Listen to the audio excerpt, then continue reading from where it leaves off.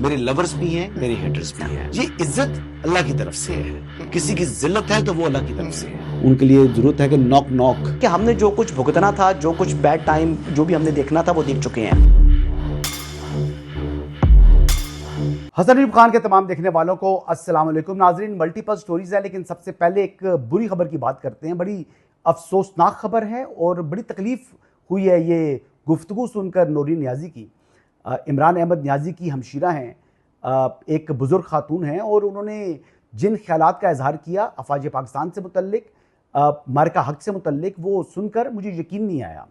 जब मैंने पहली मरतबा उनका क्लिप सुना, जो जवान पाकिस्तान के किसी जो है वो मीडिया पर्सन को वो इंटरव्यू दे रही थी, तो पहले मैं समझा कि ये शायद AI डब्ड है, लेकिन बाद में जब देखा कि मुख्तलिफ लोग वो यानी उनका क्लिप शेयर कर रहे थे, तो सुनने के बाद मेरे कानों को यकीन नहीं आया। मेरा दिल नहीं मान रहा था कि ये खातून इस किस्म की गुफ्तगू कर सकती हैं। उन्होंने क्या गुफ्तगू की है, किन ख्यालात का इजहार किया है, पहले ये सुने। फौज की कभी तारीफ ना मार्का हक ने इन्होंने लेकिन पाकिस्तान के लिए मोदी के साथ प्राउड मोमेंट मोदी के साथ मिलकर ड्रामा किया था। तुम्हारे ख्याल मोदी चाहता है इनको 2 मिनट में फिक्स कर देता। अच्छा, ये आपने नौरीन नियाज़ी की गुफ्तगू सुनी है, ये सुनने के बाद तो ये लग रहा है कि जैसे जो ये दावा किया जाता है पाकिस्तान तहरीक इंसाफ की जानिब से कि हम जो है हमारा मसला अफवाज पाकिस्तान से नहीं है बल्कि चंद शख्सियात से हैं, ये तो इनकी जो गुफ्तगू है वो इस बात को यानी जाहिर कर रही है कि इमरान अहमद नियाज़ी और उनकी फैमिली अफवाज पाकिस्तान से मुतल्लिक जो है वो क्या ख्यालात रखते हैं। अब ये जितनी घटिया गुफ्तगू हो सकती थी उससे भी बढ़कर जो है वो घटिया गुफ्तगू की है नौरीन नियाज़ी ने। यह कहना कि मार्का हक जो है वो अफवाज पाकिस्तान और नरेंद्र मोदी का गठजोड़ था, लाहौल वाला। मतलब मैं क्या इस पर बात करूं, पूरी दुनिया ने यानी वो एक कशीदगी देखी पाकिस्तान और इंडिया के दरमियान। पहले फॉल्स फ्लैग ऑपरेशन करता है इंडिया कश्मीर के अंदर, फिर उसके बाद जो है वो पाकिस्तान के ऊपर इल्ज़ामात आयद करता है, और फिर एक दफ़ा मौका उसको मिलता है तो वो पाकिस्तान के ऊपर अटैक करना चाह रहा था, तो आगे से पाकिस्तान एयरफोर्स को उसने तैयार पाया, तो फिर वहाँ से उनके जहाज़ वापस उतर गए।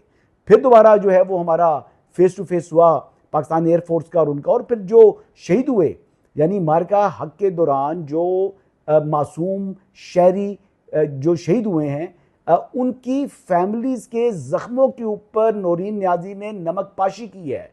यानी उनके साथ उनके दिलों के ऊपर क्या गुजर रही होगी जब नौरीन नियाज़ी ने इस किस्म की गुफ्तगू की है। और इसकी गुफ्तगू को यानी मैं तो सुनकर ऐसे महसूस हो रहा था जैसे कोई रॉ का पेड अकाउंट जो है वो गुफ्तगू कर रहा है, या कोई रॉ की जो पेड कोई ऐसी पर्सनैलिटी है जो पाकिस्तान मुखालिफ बयानियाँ घड़ रही है। मैं ये बता सकता हूँ कि गोदी मीडिया ने फिर नौरीन नियाज़ी की स्टेटमेंट को भी खूब उछाला, और ये यानी इतनी अफसोसनाक गुफ्तगू यानी सुनकर पूरे पाकिस्तान के बसने वाले हर एक शहरी की, बल्कि यानी दुनिया भर में बसने वाली पाकिस्तानियों की दिल आज़ारी की गई है। सवाल ये पैदा होता है कि क्या नौरीन नियाज़ी इस गुफ्तगू करने के बाद वो काबिल गिरफ्त होंगी, क्या उनके खिलाफ किसी किस्म की कोई कार्रवाई होगी?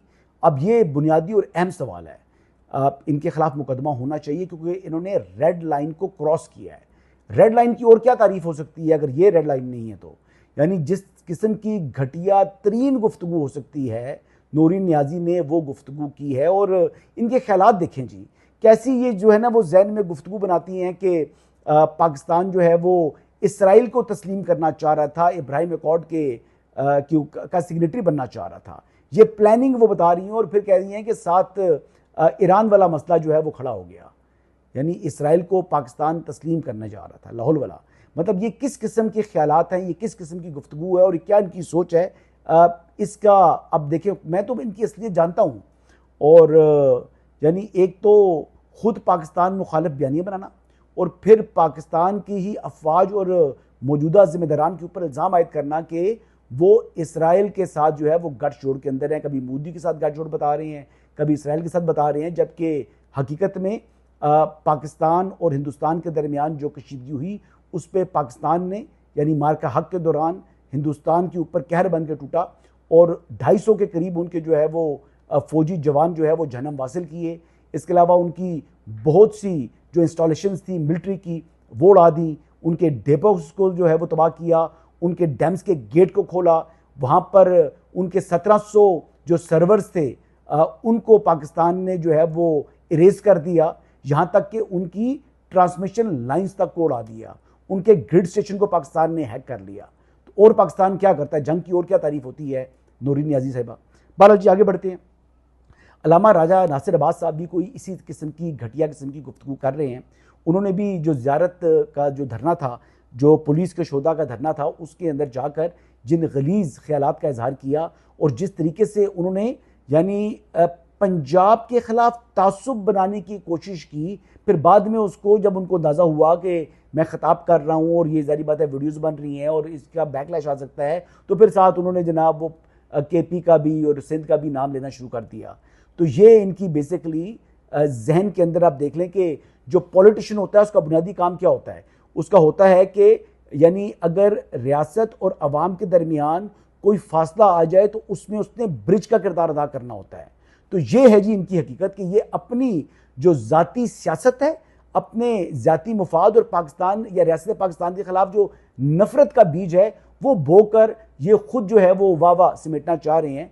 ये इस किस्म की गुफ्तगू इनकी अगर आप सुने तो इंसान कहेगा कि ये सेनेट ऑफ पाकिस्तान के जो है अपोजिशन लीडर नहीं है, ये बल्कि कोई इंडियन जो सेनेट है ये उसके को अपोजिशन लीडर हैं, उसके लीडर हैं। बहरहाल ये आपने इनकी गुफ्तगू सुनी और जिस तरीके से ये माइंड्स को पोल्यूट कर रहे हैं, अफवाज पाकिस्तान और अवाम के दरमियान खलीज पैदा करने के लिए या बलूचिस्तान हुकूमत को उन्होंने नुकसान पहुँचाने के लिए ये गुफ्तगू की है। लेकिन अल्हम्दुलिल्लाह जो बलूचिस्तान की हुकूमत है, सूबाई हुकूमत, उसका यानी इन धरना देने वाले जो लवाकिन थे उन शोधा के, उनके साथ उनका एक एग्रीमेंट हो चुका है।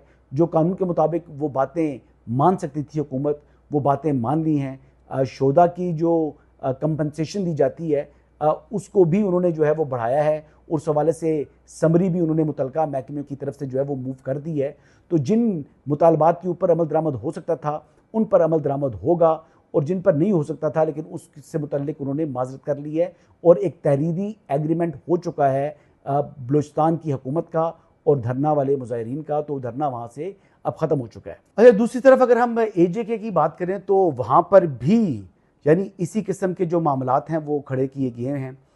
एक इंडियन जो प्रॉक्सीज़ हैं वो मुकम्मल तौर के ऊपर एक्टिवेट हुई हुई हैं पाकिस्तान के अंदर, क्योंकि मार्का हक के अंदर जिस तरह पाकिस्तान ने शिकस्त से दो चार किया हिंदुस्तान को, तो अब ज़ाहिर बात है कि उसका जहाँ पर बस चल रहा है, जिस तरीके से एक मकार दुश्मन की तरह वो हमला आवर है पाकिस्तान के ऊपर, जिस तरह उसने अपने ख़जाने का जो है वो मुंह खोला हुआ है, जिस तरह रॉ इस टाइम जो है वो खुलकर फंडिंग कर रही है अपनी प्रॉक्सीज़ को, तो उसका बुनियादी ऑब्जेक्टिव पाकिस्तान को डिस्टेबलाइज करना है, पाकिस्तान की अवाम और अफवाज के दरमियान खलीज पैदा करना है और पाकिस्तान के अंदर अफरा तफरी का माहौल पैदा करना, यानी ये उसके अज़ाइम हैं। तो आज़ाद जम्मू कश्मीर के जो इंतखाबात हैं वो 27 जुलाई को होंगे। अब उस हवाले से इलेक्शन कैंपेन स्टार्ट हो चुकी है। बिलावल भुट्टो जरदारी भी जिस किस्म की गुफ्तगू की उन्होंने कल, कि उन्होंने कहा कि पाकिस्तान ने अगर अबनाए हुर्मस जो है वो खुलवा दिया है तो फिर आज़ाद जम्मू कश्मीर को भी खुलवा दें। तो ये उन्होंने एक तीर से दो शिकार करने की कोशिश की है, लेकिन मेरे ख्याल के मुताबिक जो बिलावल इस वक्त सियासत कर रहे हैं, यानी इंतखाबात को टारगेट करते हुए, ये मुनासिब नहीं है। अगर मुस्लिम लीग नवाज ने अपनी सियासत को रियासत के ऊपर कुर्बान किया तो थोड़ा सा हिस्सा अगर पाकिस्तान पीपल्स पार्टी भी डाल दे तो इससे उनका कोई बड़ा नुकसान नहीं हो जाएगा। पहली बात तो ये। दूसरी बात ये है कि AJK के अंदर उनकी अपनी हुकूमत है, उनकी अपनी हुकूमत ने जॉइंट अवामी एक्शन कमेटी को कलदम का स्टेटस दिया है, उनकी अपनी हुकूमत ने वहाँ पर जो उनका जो तसादुम हुआ है, थोड़ी बहुत झड़पें हुई हैं, वो उनकी अपनी हुकूमत के अंदर हुई हैं। और अब इससे यानी इज़हारे लाताल्लुकी वो नहीं कर सकते, मलबा वो वफाकी वज़रा पर नहीं डाल सकते। और जहाँ तक महाजरीन की नशिस्तों का मामला है, उन नशिस्तों के हवाले से पाकिस्तान का एक मौक़िफ़ है और आज का नहीं, ये यानी पाकिस्तान की तश्कील के साथ से ही पाकिस्तान का ये मौक़िफ़ रहा है।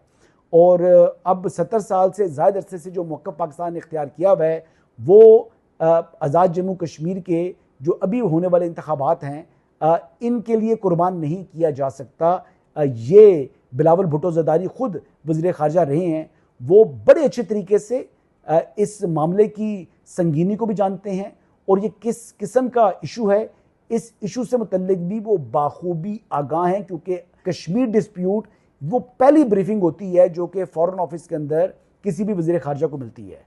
तो मेरे ख्याल के मुताबिक ये बिलावल ज़्यादती कर रहे हैं और इन्हें अपनी, यानी कहते हैं कि 1.5 पाव गोश्त के लिए मुल्क को कुर्बान नहीं करना चाहिए, ये मुनासिब तरीक़ाकार नहीं है। बहरहाल जी आगे बढ़ते हैं और अगली बात करते हैं जी कि इम्पोर्टेंट ख़बर ये है कि इस्लामाबाद हाई कोर्ट के जो जजेस हैं उसमें कुछ एलिवेशंस होनी हैं। 7 इंटरव्यू हुए हैं जी, उनमें शाहरुख अर्जुमंद जो कि डिस्ट्रिक्ट एंड सेशन जज हैं इस वक्त, फिर इसके अलावा मोहम्मद वाजिद हुसैन साहब हैं, उमैर मजीद मलिक साहब हैं, अयाज शौकत साहब हैं, सैयद वाजिद शाह गिलानी साहब हैं, सैयद कमर हुसैन शाह सब्जवारी हैं और सैयद इंतखाब हुसैन शाह हैं। इस्लामाबाद हाई कोर्ट में ये 3 जजेस कौन कौन से हो सकते हैं? इसमें शाहरुख अर्जुमंद, अयाज शौकत और उमैर मजीद मलिक साहब। उमैर मजीद मलिक साहब के हवाले से मैं ये बता सकता हूँ कि वो टैक्स इश्यूज़ के ऊपर अपनी कमांड रखते हैं, वो अच्छे तरीके से टैक्स मैटर्स के ऊपर जो है उनकी एक गिरफ्त है। जहाँ तक बात है जो शाहरुख अर्जुमंद हैं वो डिस्ट्रिक्ट एंड सेशन जज हैं, ट्रायल को बड़े अच्छे तरीके से समझते हैं, उन्होंने यानी डिस्ट्रिक्ट जुडिशरी के अंदर सर्व किया हुआ है। तो वो भी, मैं इस बात का हामी हूँ कि डिस्ट्रिक्ट जुडिशरी से ही जजेस को एलिवेट होना चाहिए कॉन्स्टिट्यूशनल कोर्ट्स के अंदर या हाई कोर्ट्स के अंदर। तो इस हवाले से तो मेरी एक बड़ी यानी क्लैरिटी है मुझे। और रहा सवाल अयाज शौकत साहब का, तो वो एडवोकेट जनरल इस्लामाबाद रह चुके हैं, एक अच्छे जो हैं वो वकील हैं और एक वो बेहतरीन एडिशन होंगे इस्लामाबाद हाई कोर्ट के अंदर। तो मेरी ज़ाती राय के अंदर ये 3 जो लोग हैं ये बेहतरीन इंतखाब हो सकते हैं इस्लामाबाद हाई कोर्ट के अंदर।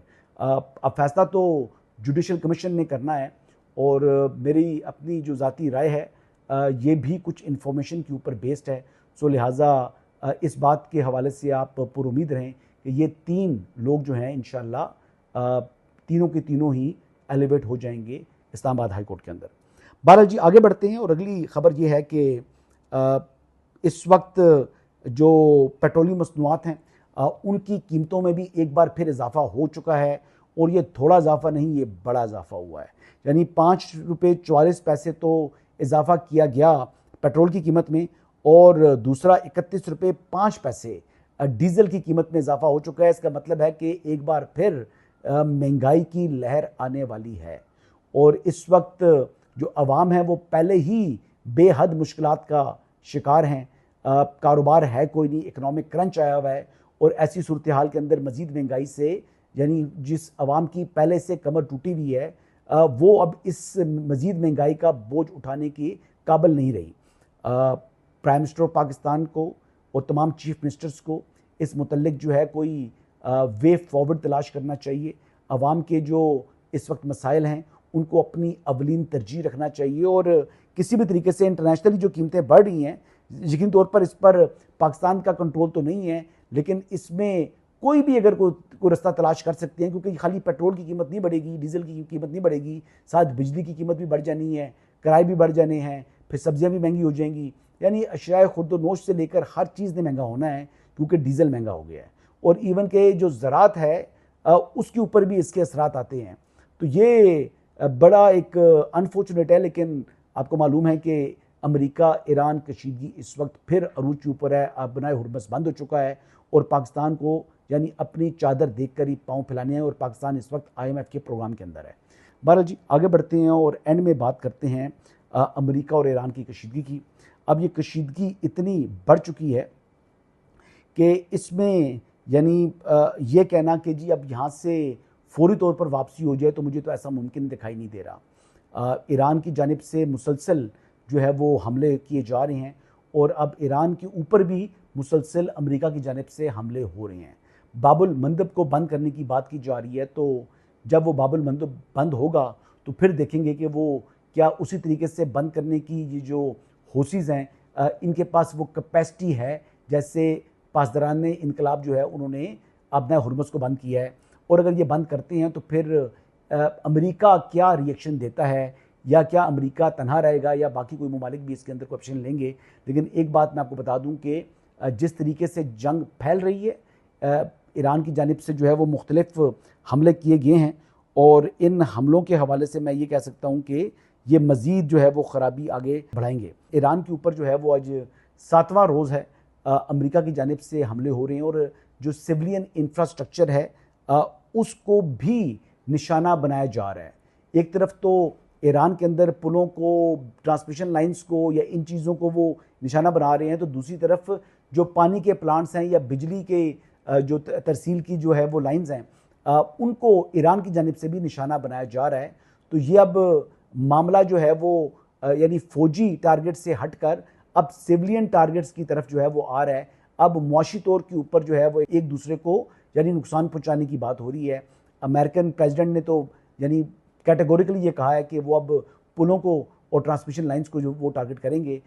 इसके अलावा मुतअद्दिद जो है वो शातें भी ईरान के अंदर हो चुकी हैं, और ईरान ने भी अपना जो रिटेलिएशन है वो उसको इराक की तक जो है वो बढ़ा दी है। और यहाँ तक कि कुछ दावे ऐसे भी सामने आ रहे हैं कि सऊदी अरब के ऊपर भी यानी हमला कर दिया है, यानी अमेरिका की जानिब से अब जो फॉरेन मीडिया है वो ये क्लेम कर रहा है कि ईरान ने जो है वो बैलिस्टिक मिसाइल मारा है सऊदी अरेबिया के ऊपर। अगर ये कंफर्म हो जाए तो फिर तो ये बड़ी एक शॉकिंग किस्म की खबर होगी जी। मुझे बड़ा अफसोस होगा ये खबर अगर ये सच होती है। तो अब ये देखना ये है कि ये जो खबर आई है कि सऊदी अरब के ऊपर भी बैलिस्टिक मिसाइल जो है वो दागा है ईरान ने, और अगर ये दागा है तो ये बड़ी अफसोसनाक बात है, और फिर ये यानी मज़ीद जो है वो कशीदगी में इजाफे का बायस बनेगी। अल्लाह ना करे ऐसी बात हो, ये खबर सच हो। मैं तो दुआगो हूँ कि अल्लाह ताला किसी तरीके से एक पायदार मुस्तकिल जो है वो क़याम अमन जो है वो मुमकिन हो सके, लेकिन बज़ाहिर ऐसे हालात मुझे मुमकिन दिखाई नहीं दे रहे। कशीदगी बढ़ रही है और आने वाले दिनों में कशीदगी में मज़ीद इजाफा होता हुआ दिखाई दे रहा है। ईरान के हवाले से भी ये बातें सामने आ रही हैं कि ईरान के अंदर इस वक्त पासदाराने इनकलाब ने अपनी पूरी जो है वो गिरफ्त में जो है सारा मामला रखा हुआ है। ये जो हालिया टेंशन है अबनाए हुर्मस के अंदर, जो रूट के तयन या एडमिनिस्ट्रेशन की बात थी जहाँ से ये तनाज़ा शुरू हुआ है, तो मुझे समझ नहीं आ रही कि ईरान इससे क्या हासिल करना चाह रहा है या ईरान को इससे क्या हासिल होगा। अब मामला इतना बढ़ चुका है कि अमेरिका भी यानी अब अपना जो सुपर पावर होने वाला जो उसका एक स्टेटस है उसको बचाने के लिए वो भी यानी जंग के ऊपर जो है वो उतर आया है। और जिस तरीके से ईरान ने यानी एक वार्निंग शॉट्स के बजाय सीधा शॉट्स मारे हैं कतर के, सऊदी अरब के जो है वो जहाज़ों को, तो फिर उसके बाद तो अमेरिका ने भी अपनी जो है वो माइट शो करनी थी, और फिर वहाँ से मामला शुरू हुआ। और आज ये कुवैत के ऊपर, बहरीन के ऊपर, कतर के ऊपर और मुख्तलिफ इराक़ के ऊपर हर जगह जो है वो ईरान जो है वो रिटेलिएट कर रहा है, अपने हमले कर रहा है, और जिससे मज़ीद तलखियाँ बढ़ रही हैं। अल्लाह करे जी मुस्तकिल अमन आए। इन्हीं अल्फाज के साथ इजाज़त चाहूँगा जी। कल दोबारा आपसे मुलाकात होगी। अल्लाह हाफ़िज़।